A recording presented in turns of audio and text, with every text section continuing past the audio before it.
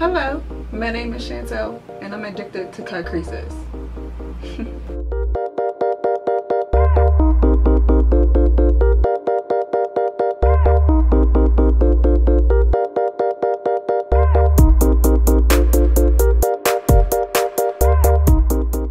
Hey beauties, I'm back with another tutorial, and this one is going to be a little bit different. It's going to be a lot more in depth because I want to show you exactly how I do my cut creases. And before I even get started, I just want to give a really quick disclaimer. This is my personal way of how I do a cut crease. To me, there's no right or wrong way to do it. It's just by preference. But this is my method, so I'm not saying this is the way you have to do it. This is just the way that I choose to.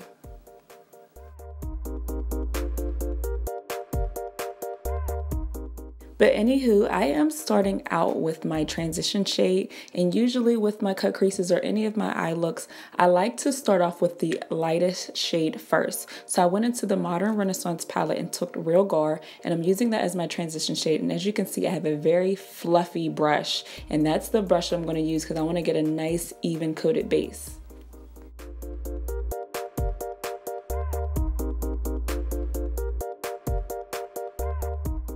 And since I want this next color to be a lot more pigmented, I take a more denser brush, and this is just a Rite Aid brush, blending brush that I got. I have about 4 of them because I really like them a lot. But since this brush is a lot more dense, it's really going to pack on that color and give you a nice vibrant color.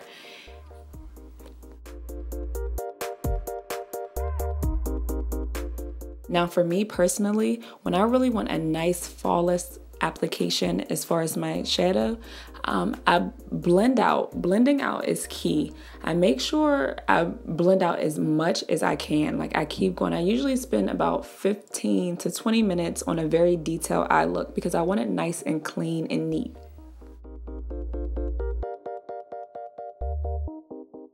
And as you can see, I go back in with that fluffy brush, that first brush I use, because I really want to diffuse the colors and I want them to blend in seamlessly. Like I want it to look really nice and gradient. So now I hop into my 28F Morphe palette, and the color that I'm pointing to, that's not the one I used. I used the one right next to it, the one that's hitting pan. It's right next to my pinky, that nice dark violet color.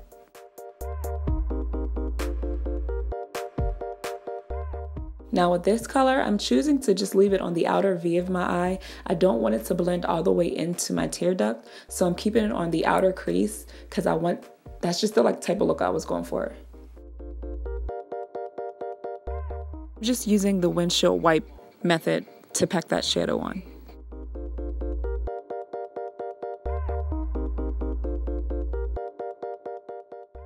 But as you can see, I go back in with that first fluffy brush I used just to make all the colors come together and to make it look nice and seamless. And then I go in with a flat brush because I want to pack more of that shadow on to make it a little bit more pigmented, because I do like Morphe palettes, but sometimes they can come off a little patchy. So I'm just packing on that pigment.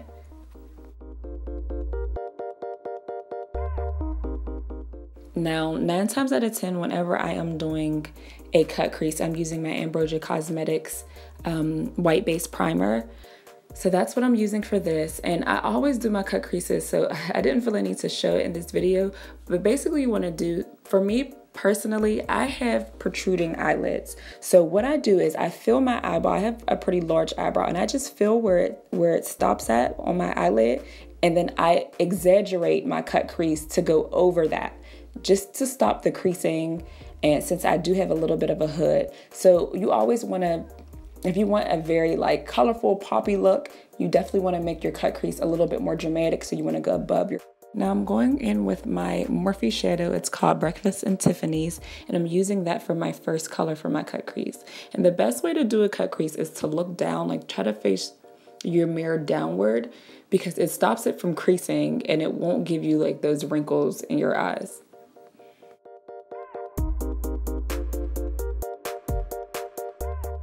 And I'm just taking the Sedona Lace 954 brush to pack all of these colors on. And I do the same thing. I take the blue first, then the orange, and then the purple. And then I take a very small blending brush that I got from Morphe just to diffuse all the colors and make them blend all together very nicely.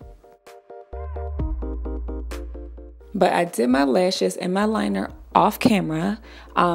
There are many of wing liner tutorials out there. I still need to perfect mine a little bit more, but if you guys do want a tutorial on that, I'll be more than happy to do one. But yeah, that's pretty much it for the cut crease. I mean, it's really going to take time and a lot of practice for you to perfect it. So you can't expect to just jump in an eye look and just have it beat the first time. You just really have to practice. But it's really not hard at all as long as you keep practicing at it. One tip I do want to give is make sure that your concealer and your primer base is always dry before you apply any shadow, or it's going to give it like a very patchy look. But other than that, there's really nothing to it but just to practice.